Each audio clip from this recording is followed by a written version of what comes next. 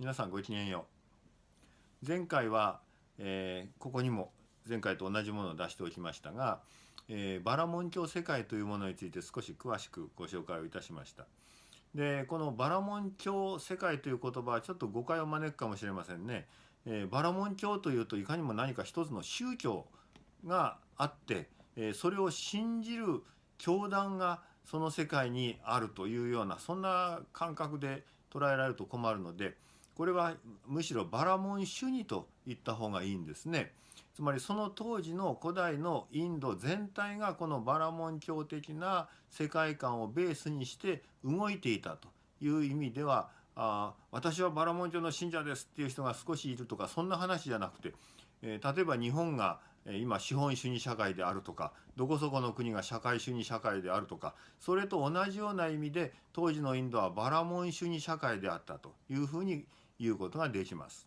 で、前回そのカーストについてお話をしましたが、もう少し詳しくお話をいたしましょう。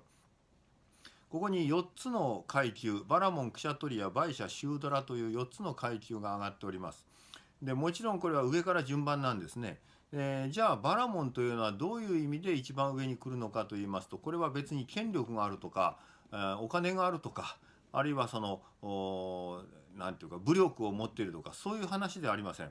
このバラモンという名前が、ブラフマンという名前であることから分かる通り、このバラモン階級というのは、これは一種神とのつながり、特にボンですね、ボンとのつながりを持っているという意味で大変大きな力、パワーを持っているわけです。これはどういうことかと言いますと、我々が例えばですね、日本の神道を考えた場合には、どんな人でも神社へ行って、お賽銭をあげればそのお賽銭に見合ったご利益があると、これは皆さんそう思いますね。神様が我々を差別はしませんね。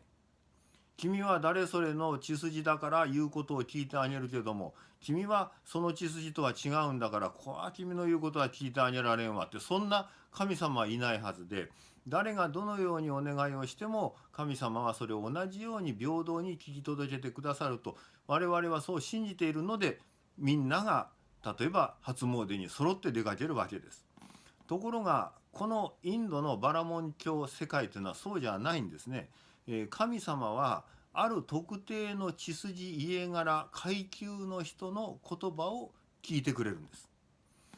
逆に言うとそれ以外の人たちの言葉は聞いてくれないということになるんですね。それでその中で特に神々と強い深い絆を持ち、そして神に言葉を届け、神の言葉を我々に、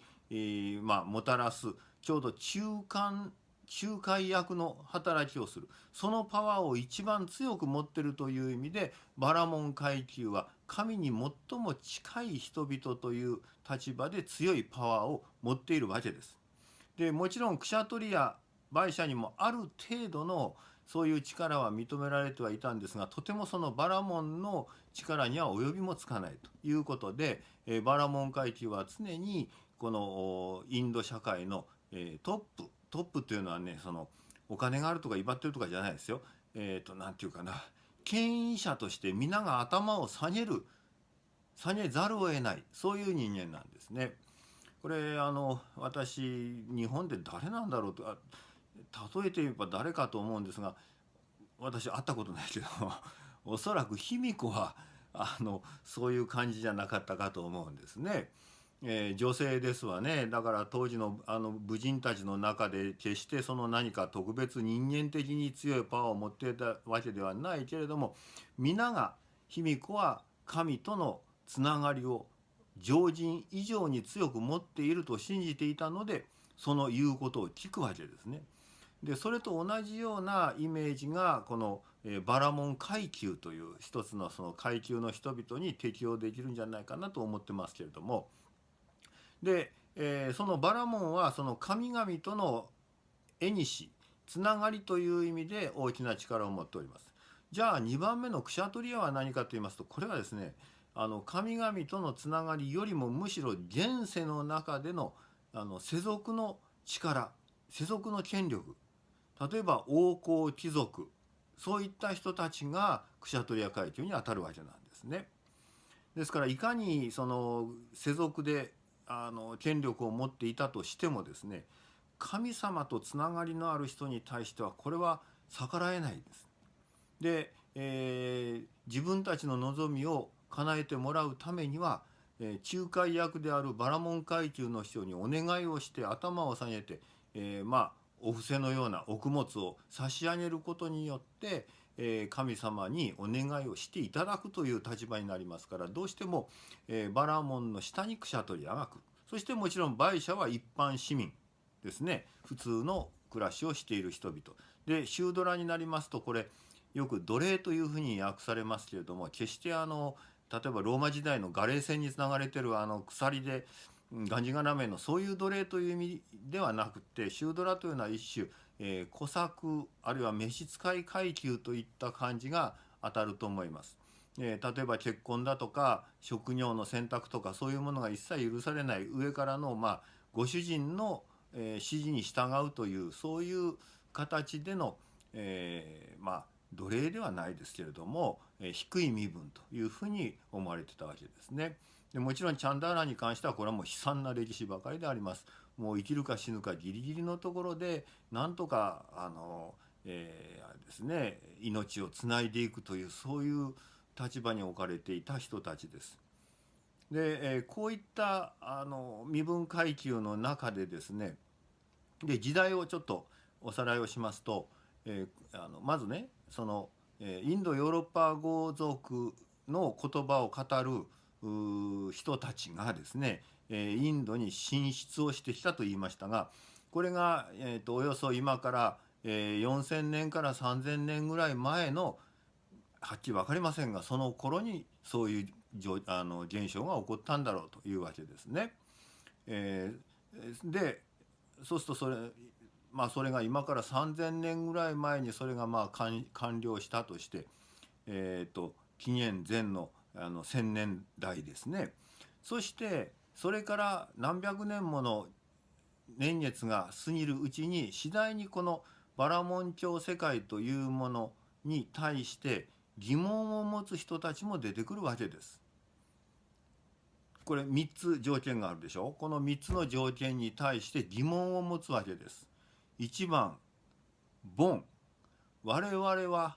このボンと呼ばれる絶対的な宇宙パワーの下でそれに、すがってそれをよりどころとして生きなければならないのだろうか。2番、我々はそのボンの世界からもたらされたと言われているこの聖なる本、聖なる言葉、ベーダというものをよりどころにして生きるのが正しい生き方なのだろうか。そしてもちろん3番、これは1番と2番を元にして作られているこのカーストと呼ばれる生まれながらの血筋家柄でその人の一生の生き方が決められていくというこの生き方は本当に正しいのであろうかと疑問を持つ人たちが出てくるわけです。それがちょうど今から2500年ほど前なんですね。2500年ぐらい前に一種同時多発的、当然でしょうね、これは社会現象ですからたった一人の人がそう思いましたというんじゃなくて、社会の動きの中でこういううねりが出てきますから、同じように反バラモン教の世界観に疑問を持つ人たちが同じように多数出てくるわけですね。で、そういう人たち、反バラモン教のこの3つの事柄に疑問を持つ人たちは共通してこういうわけです。我々はこのバラモン教の世界の家柄血筋などをベースにした世界の中で幸せを求める、人生の本当の究極の安楽を求めてもおそらくそれは間違いなのだと。したがってそれでは我々は一体どうやったら自分の究極の安楽を手に入れることができるのだろうか。つまりこれは作られた誰かが考えた、もっと言うと偽物の世界観なのだと。それならば本物の世界観というのは何なんだとみんな考えるわけですね、そういう人たちは。でその人たちの共通の理念、共通の考え方が一つあります。それは外から与えられたこのような、枠組みを外れて自分の道を進むならば、その人にとって一番大事なのは自分が自分のために努力をすることであると。つまり自分が努力をすることが自分の究極の安楽への唯一の道だと考えるわけですね。で、ちょっと待ってくださいね。そういうその努力をベースに人生を組み上げていこうと、組み立てていこうと考える人たちはインド語で努力する人と呼ばれました。まあ言ってみればバラモン教の世界観に反旗を翻して、自分の努力で自分の道を作っていこうと考える人たちなので、その人たちは努力する人と呼ばれる。でそれがインド語ではシュラマナというんですね。これ努力する人という意味なんです。でこのシュラマナという単語はやがてずっと後の時代ですけどもね、三蔵法師などが、インドで書かれた仏教の本を中国へ持ってくる。これはもうずっと後の話ですが、その時にこのシュラマナという単語もまた漢字に翻訳されたんです。でその時前も言いましたですね、翻訳する時には音を写す翻訳の仕方と、それから意味を取る翻訳の仕方と2種類あると申しましたが、このシュラマナは、まあ両方あるんですけども、有名になったのは音を取る方であります。これがシュラマナという音がまあなまったんですけど、そのなまりの音からシャモンという音に変換されて、そしてそれが今日本語でもありますね、シャモンという言葉になっております。さてそれではこのシャモンという言葉は日本ではどういう意味で使われるかご存知ですか？シャモンというのはですね、日本だとお坊さんという意味なんです。仏教のお坊さんのことをシャモンというんですね。それはどうしてかというと、仏教もシャモンの一つだから。よろしゅうございますか？つまりね、今から2500年ほど前のインドにはたくさんのいろんな種類の努力を中心にして、努力をベースにして生きていくんだ。バラモン教が与えてくれるこの枠組みでは我々の本当の幸せはつかめないんだと考える人たちがたくさん出てきたんです。いろんな種類の人が。その人たちは皆シャモンと呼ばれました。そしてその中の一人がお釈迦様なんですね。だからお釈迦様はシャモンです。ということはお釈迦様の弟子たち、つまり仏教のお坊さんたちですね、修行僧たちも皆シャモンです。しかしながら仏教だけがシャモンではない。仏教以外にもシャモンと呼ばれる人たちはたくさんいたんですね。ただし長い歴史の中でやがてそういう仏教以外のシャモン集団、シャモン教団というものは、時代の中で、やがて埋もれていくんです。消えていくんですね。そして、今現在の世界に、この時代のシャモンの教団は2つしか残っていない。2種類しかないんですね。一つが仏教であります。でもう一つがね、ここに書いてありますが、ジャイナ教と呼ばれるインドに、まあインドにしかないと言ってもいいでしょうね。神戸にお寺が一軒ありますけれども、ほぼインドにしかない独特の宗教、ジャイナ教というこの2つの宗教だけが2500年前から続いてきている、そのシャモンの宗教団体、宗教組織なんですね。そういう意味で、